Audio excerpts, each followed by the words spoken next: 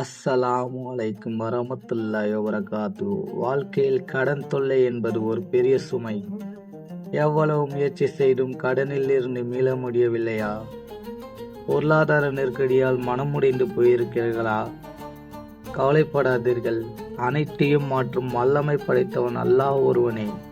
அலி ரலியல்லாஹு அன்ஹு அவர்களுக்கு நபி ஸல்லல்லாஹு அலைஹி வஸல்லம் அவர்கள் ஒரு அற்புதமான துஆவை கற்றுக் கொடுத்தார்கள்.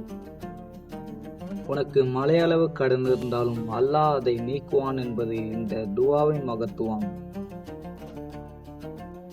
அல்லாஹும் மஹ்ஃபினி பி ஹலாலிக அன் ஹராமிக வ அக்னினி பி ஃபஸ்லிக அம்மன் சிவாக. அல்லாஹும் மஹ்ஃபினி பி ஹலாலிக அன் ஹராமிக வாக்னினி பிஃபஸ்லிக அம்மன் சிவாக.